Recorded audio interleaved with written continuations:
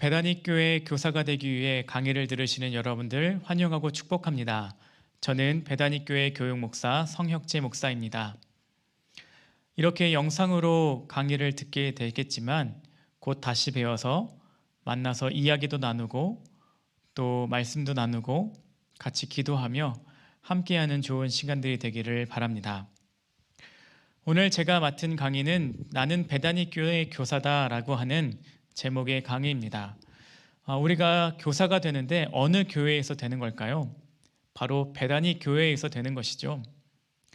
그렇다 보니까 우리가 배다닉 교회 교사다라고 하는 이 강의 제목을 맞춰서 생각을 해보면 크게 두 파트를 기억을 해야 됩니다. 나는 배다닉 교회 교사다. 그래서 오늘 강의는 두 가지 정도로 나뉘어서 이제 강의가 진행될 겁니다. 첫 번째 부분은 나는 배다닉 교회를 다닌다라는 것이고요. 또 다른 한 부분은 나는 교사다라고 하는 부분입니다. 그래서 이 강의 동안에 여러분들과 제가 나눌 이야기들은 배다닉 교회가 어떤 교회인지 그리고 교사가 어떤 것인지에 대한 이야기들을 다루게 될 것입니다. 자, 혹시 여러분들은 교사하면 기억에 남는 선생님들이 계십니까? 학교에서든지 아니면 교회에서든지 여러분들의 평생에 기억에 남는 선생님들이 계시는지 묻고 있는 것입니다. 저는 교회에서 한 명의 선생님이 기억이 납니다. 바로 김지자 명자 쓰시는 김지명 선생님이라는 분이었는데요. 이분은 초등학교 때 저희 성가대 선생님이었습니다. 근데 이분이 참 고마운 것이 무엇이냐면 우리가 성장함에 따라서 같이 저희와 함께 성가대 지휘자로 계속해서 올라오셨습니다. 그러니까 예를 들어서 초등학교 5, 6학년에 대해서 소년부가 되면 소년부로, 중학교로 가게 되면 중등부로, 또 고등부로 가게 되면 고등부로 계속해서 저희와 함께 올라와 주셨던 선생님이었습니다. 그렇게 결혼하셔서 떠나시기 전까지 우리와 늘 함께 하시는 참 고마운 선생님이었습니다. 그래서 결혼식 축가도 저희가 당연하게 생각하고 불렀고요. 기꺼이 이 선생님을 위해서는 무엇이든지 할 수 있다라고 하는 그런 학생들이 있었습니다. 저희가 어느덧 시간이 흘러서 고3이 되었습니다. 고3이 되어서 수능을 보기 전에 한 소포가 교회로 도착하게 되었습니다. 바로 우리 학년에 한 명 한 명의 이름을 적은 작은 편지와 함께 선물이 들어있는 그러한 소포였습니다.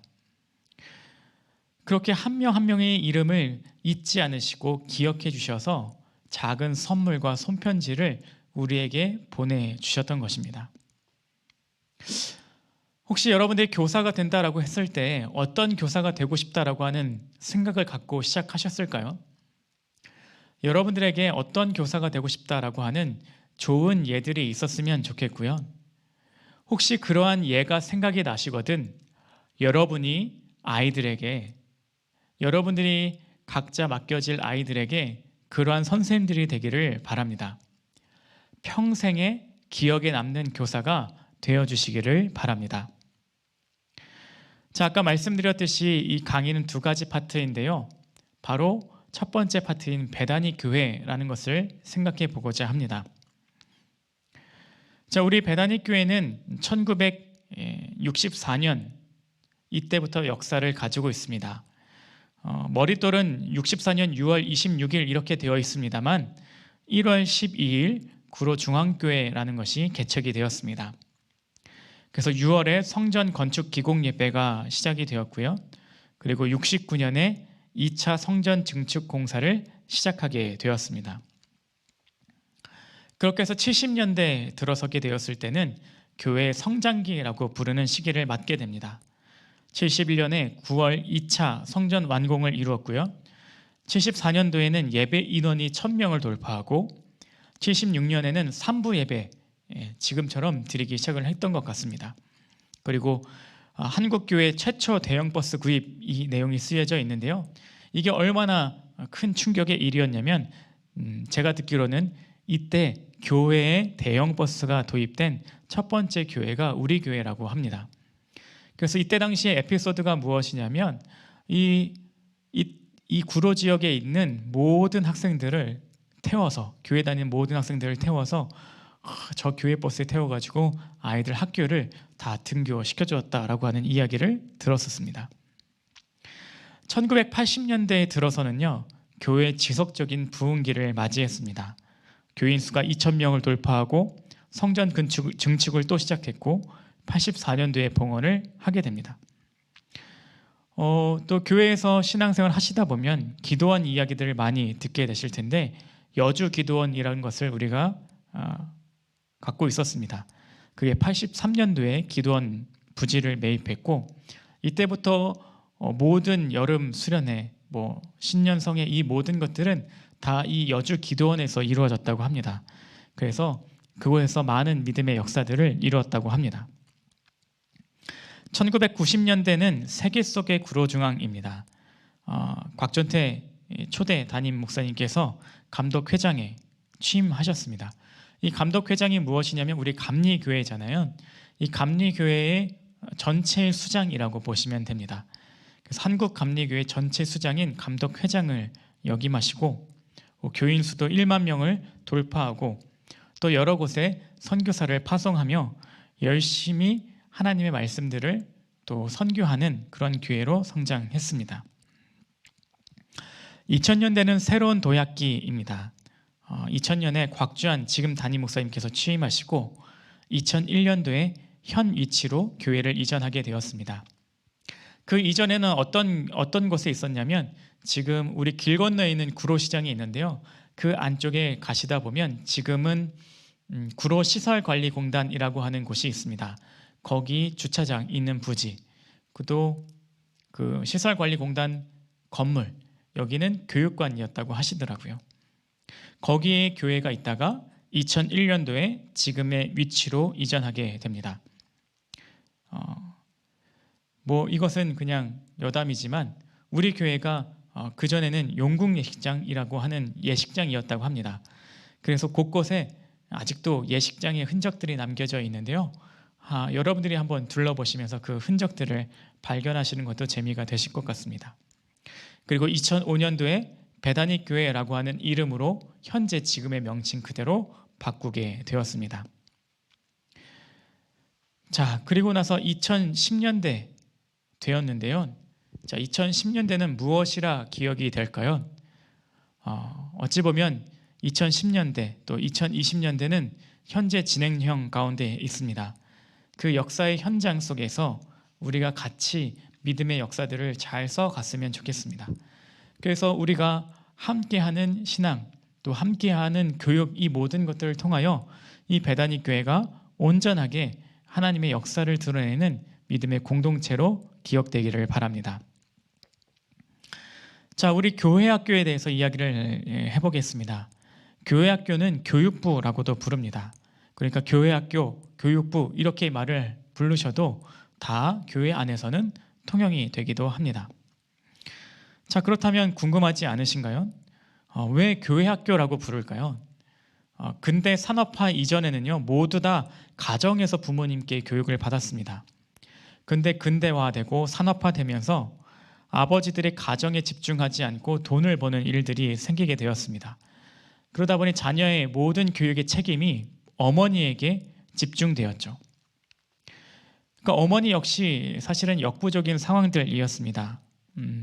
그리고 이런 사회 현상과 더불어서 19세기에 존 듀이라고 하는 진보적 교육 이론이 지배되기 시작을 했습니다.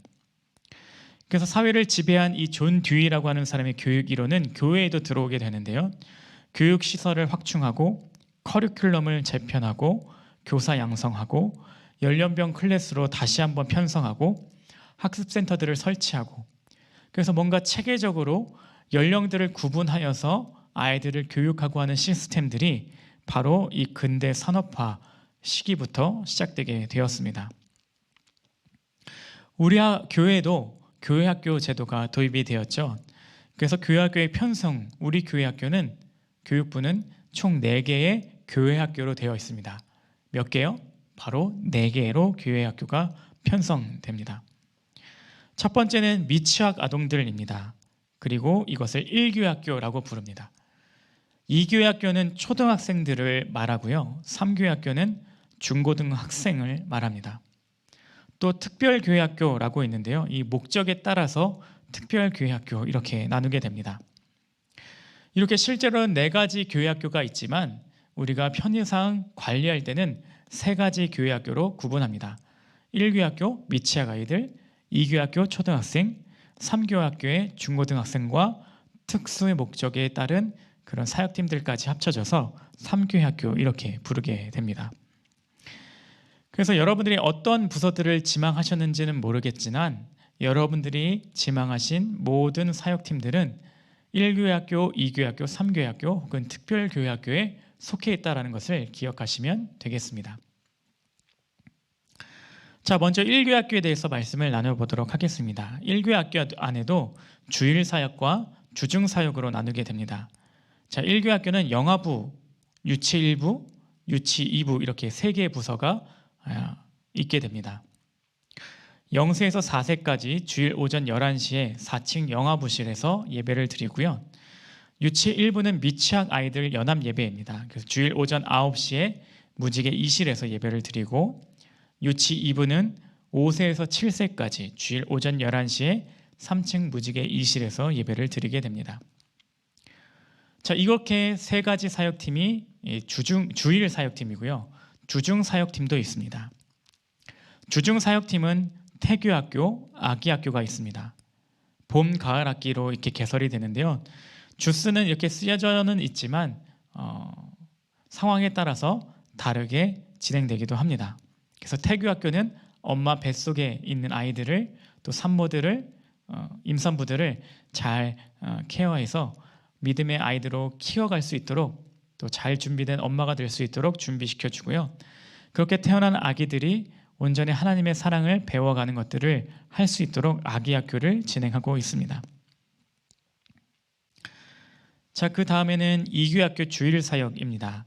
유년부 1학년부터 3학년 오전 11시에 무지개 5실에서 예배하게 되고요. 또 소년부는 4에서 6학년까지 오전 11시 3층 가나홀에서 예배드리게 됩니다. 또 초등부하고 영어 이렇게 쓰여져 있는데요. 사실 이전에는 영어 예배 사역팀이 오후 2시에 있었습니다. 그런데 코로나 사태를 지나가면서 우리가 2시 예배를 불가피하게 진행할 수가 없어서 초등부 연합 예배로 만들게 되고 이것을 영어 예배가 진행을 했었습니다. 그리고 이제는 이 초등부가 영어 예배까지 흡수해서 초등학생 연합 예배로 온전하게 진행되는 것. 그래서 주일 오전 9시에 3층 가나홀에서 드려지게 됩니다. 2교학교 주중 사역도 있습니다. 펀펀한 토요일이라고 해서요. 이것도 봄, 가을에 진행되는데 펀펀한 토요일입니다. 언제 될까요? 바로 토요일에 진행이 됩니다. 자, 3교학교 중등부, 고등부입니다. 대상이 누군지는 말씀드리지 않아도 명확하게 다 아실 것 같고요. 주일 오전 11시에 3층 샬롬홀에서 같이 모여서 예배를 드리게 됩니다. 자, 특별교회학교는 제가 특수 목적을 가지고 있다고 말씀을 드렸죠. 그래서 아름다운 사역팀, 우리 장애우들과 같이 또 예배드리는 사역팀은 주일 오전 9시에 무지개 5실에서 예배를 드리고요. 음악교육 사역팀이 있습니다. 초등학생들 합창단처럼 찬양하는 아이들, 또 악기하는 아이들, 갈릴리 오케스트라 이렇게 또 있고요. 또 이 안에는 중고등학교 아이들의 찬양대 또 오케스트라가 있습니다. 글로리아 찬양대, 글로리아 오케스트라 이렇게 또 있습니다. 무지개 4실에서 오전에 진행되게 됩니다. 교육행정사역팀이라고 또 있는데요. 이것은 주일에 진행이 되고요. 모든 교회학교의 모든 교육들을 잘 진행될 수 있도록 지원해주는 사역팀입니다. 예배지원 사역팀이라고 있는데요. 이것은 일반 교사들은 들어오시기는 어렵고요. 우리 사역자들이 영상 시대를 맞이하여서 영상 콘텐츠들에 집중하는 사역팀입니다. 그래서 영상 콘텐츠들을 기획하고 만드는 또 편집해서 또 각 교회 학교의 영상 예배들을 만드는 그런 사역팀입니다. 이렇게 각 교육 사역팀의 소개를 마쳐드렸고요. 이렇게 교회학교 안에는 총 15개의 사역팀이 있습니다. 자, 이 다음에는 교사에 대한 이야기를 나누고 싶습니다. 자, 여러분들은 왜 교사로 자원하셨을까요? 이야기들을 지금 여러분들에게 라이브로 들을 수 없다는 게 참 안타깝습니다. 그런데 여러분들에게 꼭 묻고 싶은 말입니다. 여러분들은 왜 자원하셨습니까? 만약 교회학교 현장에서 가르치는 당신에게 무엇 하고 있느냐라고 물으시면 여러분들은 무엇이라고 대답하실까요? 교사에게 중요한 것은 분명한 목적 의식과 하나님께서 나에게 주신 사명감이 필요하게 됩니다. 근데 저는 이렇게 말을 하지만 사실은 참 나쁜 사람이었습니다. 왜냐하면 제가 교육 전도사 시절에 또 교육 간사 시절에 사실 아이들이 그렇게 이쁘기만 하지는 않았습니다. 이제서야 얘기할 수 있는 부분인 것 같아요. 때로는 아이들에게 화도 내고요, 짜증도 많이 내기도 했었던 것 같습니다. 어느 정도로 아이들이 이쁘지만 않았냐면, 우리 교회 성탄 축하 축제처럼 이제 성탄 전야제 발표회 할 때 저는 두 가지 측면이 이해가 안 됐습니다. 첫 번째는 연습할 때는 그렇게 안 나오고 하던 애들이 당일날 되면 나타난다라는 거. 그리고 두 번째는 부모들이 자기 자녀들을 어떻게든 찍으려고 앞에 나오지 말라고 그렇게 통제해도 나와서 아이들을 사진 찍고 동영상을 찍는 그 모습이 이해가 되지 않았습니다. 그런데 어느 날 발견하게 되었습니다. 제가 저희 아이들에게 그렇게 찍어주고 있더라고요. 그래서 교육 목사가 되면서 참 궁금했었습니다. 제가 예전에는 아이들을 그렇게 이뻐하진 않았었는데 지금도 그럴까? 지금은 다른 시각으로 아이들을 바라볼 수 있을까? 라고 하는 것들에 대해서 생각해 보게 되었습니다. 그리고 여러분들 앞에서 교사로서의 사명을 다시 한번 강조하는 사람이 되었죠. 결국에 이 모든 것에는 사랑이 있어야 된다는 것을 다시금 깨닫게 되었습니다. 제가 아빠가 되고 나니까 아이들이, 또 우리 아이들뿐만 아니라 다른 아이들도 참 사랑스러워지더라고요. 곧 우리에게 맡겨진 아이들을 사랑할 때 이 아이들을 사랑으로 품고 교육할 수 있게 되는 것입니다. 그래서 교사란 무엇인가를 보게 되었을 때 첫 번째는 가르치는 자로서 교사입니다. 교회학교 교사는 하나님께로부터 세우심을 받은 자리이거든요. 그냥 여러분들이 하겠다라고 지원도 하지만 사실은 결단도 하고 그 속에 하나님께서 가르치는 직분을 허락해 주셨습니다.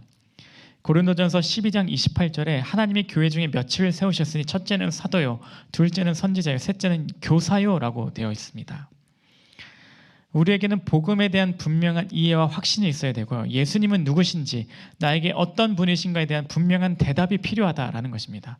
그러니까 곧 내가 만난 하나님을 아이들에게 가르쳐 줄 수 있는 사람이 되어야 된다라는 것입니다. 경험하지 못하고 이해하지 못한다는 것을 가르치는 것만큼 참 어려운 일이 없습니다. 복음도 마찬가지죠. 내가 경험한 것을 알려줘야 된다라는 것입니다. 제가 교육 목사기 전에 선교부 목사에서 이렇게 대신방을 이렇게 다니는데요. 어떤 속을 갔는데 속장님이 처음 집이 속장님 집이었어요. 속장님 집에 갔는데 무슨 구운 맥반석이라고 하시면서 주시더라고요. 참 맛있게 먹고 다음 집으로 갔습니다. 근데 다음 집을 갔는데도 똑같이 그런 맥반석 계란 같은 게 나오는 겁니다. 또 맛있게 먹었지요. 다음 집을 갔습니다. 다음 집을 갔더니요, 다행히 계란은 주지 않으시는데 무엇인가를 다렸다라고 하면서 주시는 겁니다. 그것도 귀하게 마셨습니다. 다음 집을 갔습니다.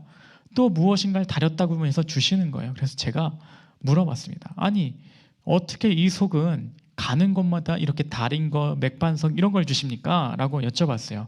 그랬더니 이렇게 이야기를 하는 겁니다.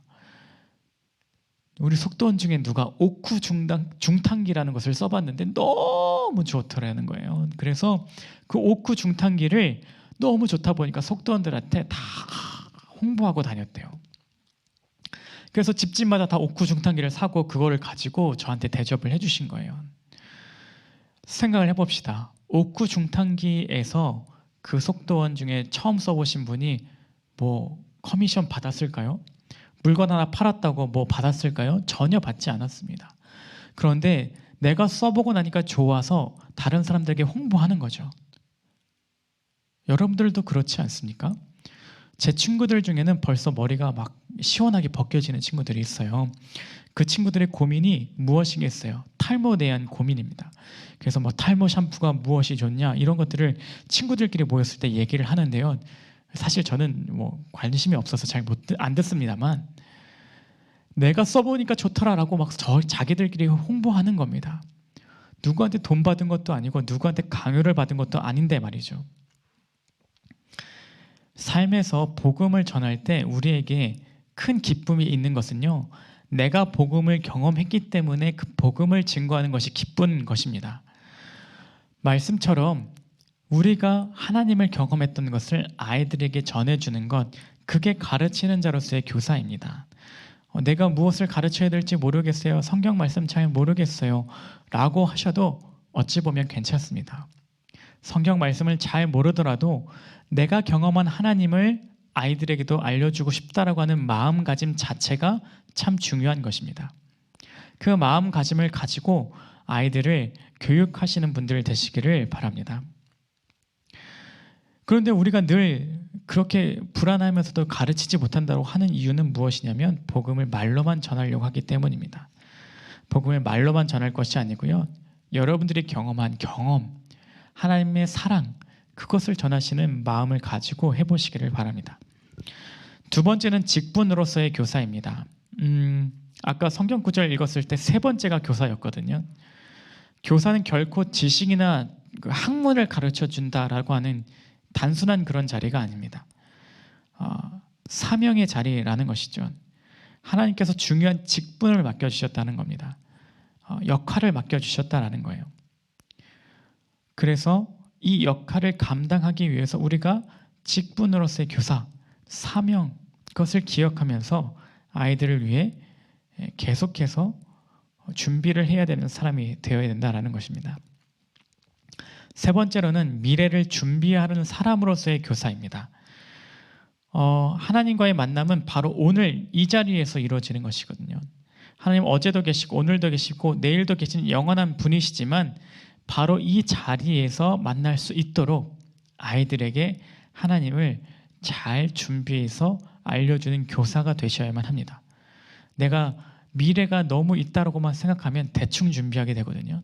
근데 이게 마지막이라고 한다면 대충 준비할 것이 아니라 전심을 다해서 준비하게 되는 것입니다. 다음 세대들에게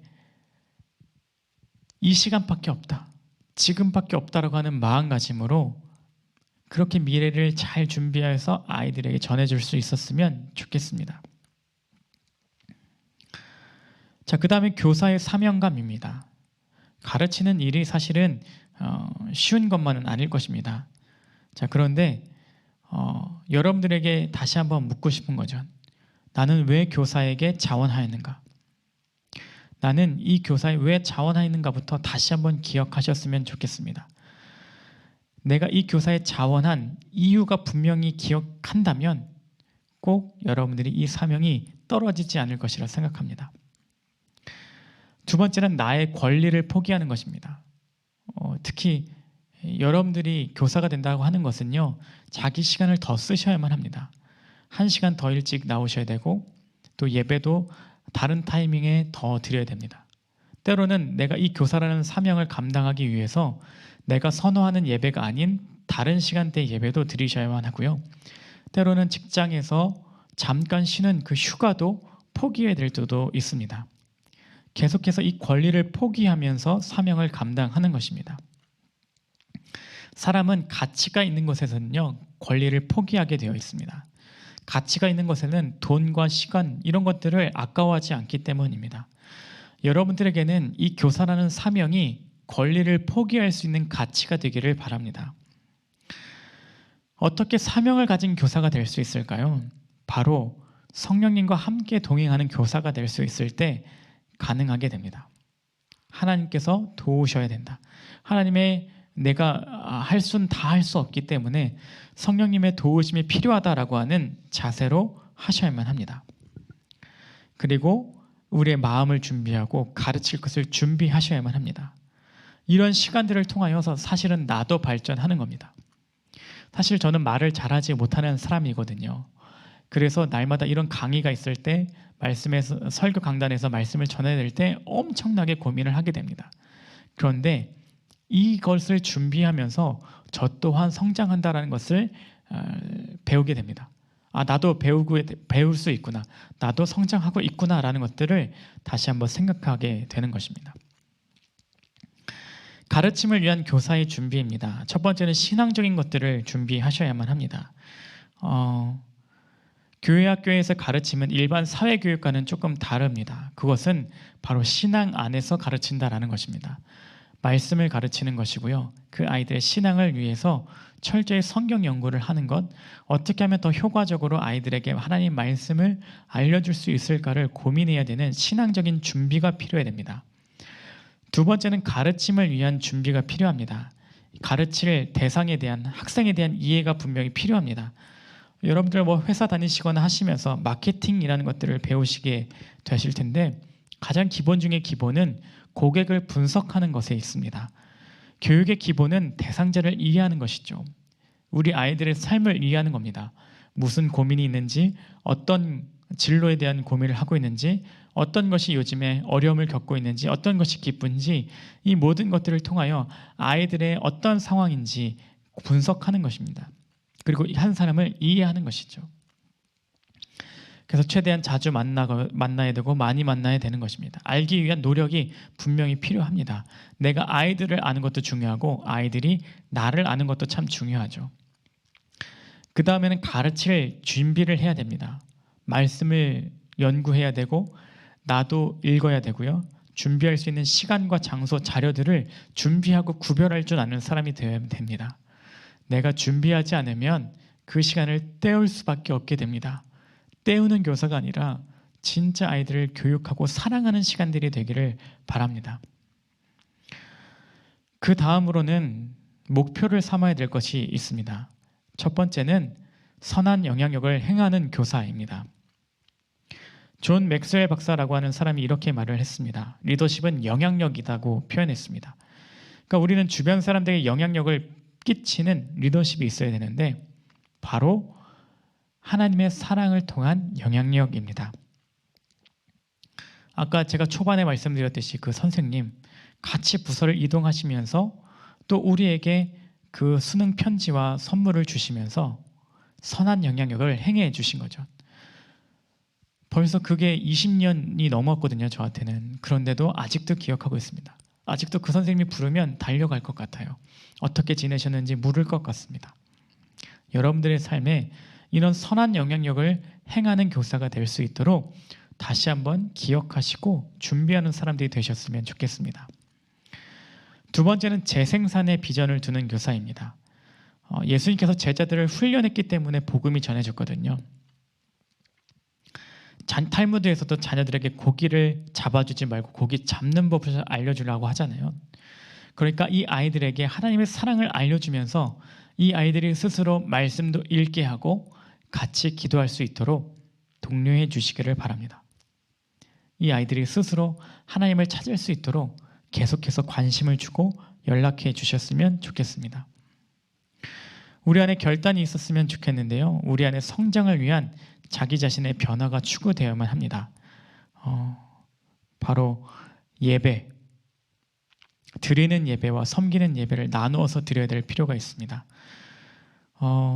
가끔 가다가 주일 우리 아이들 예배가 내가 드리는 예배의 전부다라고 하시는 분들이 있는데 그러지 마시고 내가 드리는 예배도 철저하게 드려야 우리 아이들과 드리는 예배도 섬기는 예배가 될 수 있습니다.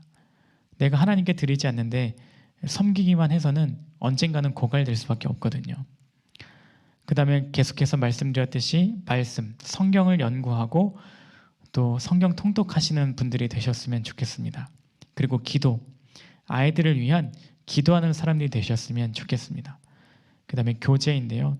교사 경건회 및 교사 모임에 빠지지 않는 분들이 되셨으면 좋겠습니다. 그 다음에 훈련입니다. 교사의 훈련 자리에 빠지지 마시고 나를 스스로 구별하고 준비하는 사람들이 되셨으면 좋겠습니다. 지각과 결석하지 않고 학생과 잘 만나고 연락하고 아이들과 같이 소통하며 또 부모님들과 따로 소통하는 그러한 믿음의 교사들이 되었으면 좋겠습니다. 이제 여러분들을 통하여서 수많은 일들이 행해지게 될 겁니다. 아이들을 사랑하는 일들, 아이들을 축복하는 일들, 아이들을 더 말씀의 사람으로 하나님의 자녀로 성장하게 하는 귀한 일들이 시작되게 될 것입니다. 이제 그 첫걸음에 서신 여러분들 환영하고 축복합니다. 여러분들을 통하여서 놀라운 일들이 계속해서 이루어지게 될 것입니다. 교사로 지원해 주셔서 다시 한번 감사드리고 이 교사의 귀한 직분을 잘 감당하시는 복된 시간들이 되시기를 축복합니다. 감사합니다.